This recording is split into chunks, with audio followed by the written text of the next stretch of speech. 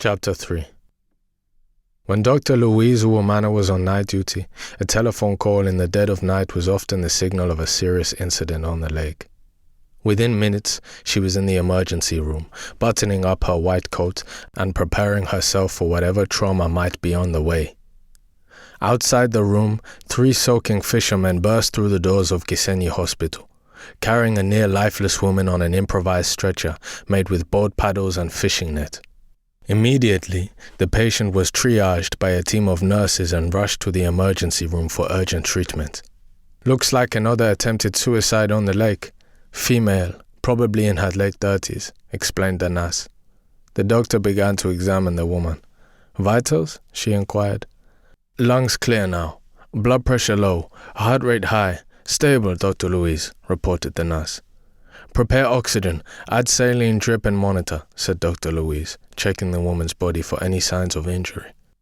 The nurse pointed to a large scar on the left side of the woman's lower back, and Dr. Louise nodded. "Machete," she said. The woman tightened her left hand into a fist, as if hearing this word had reopened the wound. "Next of kin?" "We have no idea," said the nurse. "She was brought here by fishermen who, by chance, found her in the lake." "They fished her out of the water with a net?" "Those men saved her life. They are waiting outside.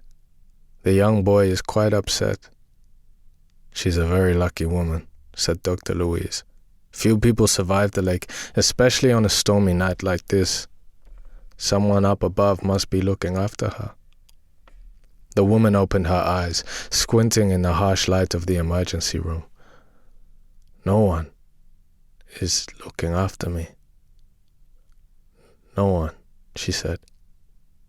"Well, I'm looking after you now," said Dr. Louise, taking her hand.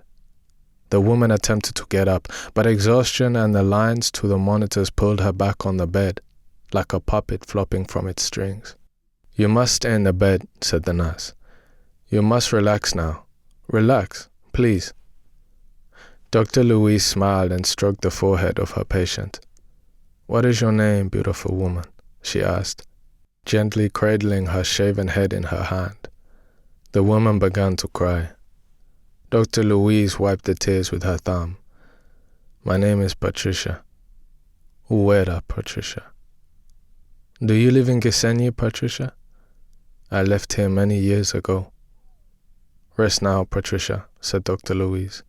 "You are alive and you will be well once more."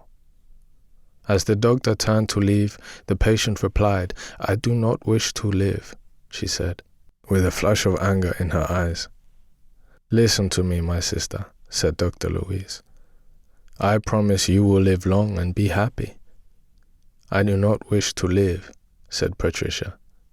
"Leave me alone, please." "Your family will be worried about you. Who shall we call to come and see you?" asked the nurse. Patricia turned away and pulled the bedclothes close to her chin. "I have no one," she said. "Are you married?" asked Dr. Louise. "All gone," replied Patricia. "Have you any children?" asked the nurse. "All gone," whispered Patricia. "What about your parents?" asked Dr. Louise. "All gone, all gone, all gone," Patricia repeated until her eyes closed and she drifted off to sleep. Gently, Dr. Louise rested Patricia's head back onto the pillow and sighed deeply. The nurse shook her head and mopped Patricia's brow. Dr. Louise patted the nurse's back and walked out of the emergency room, determined to find out more about this mysterious woman.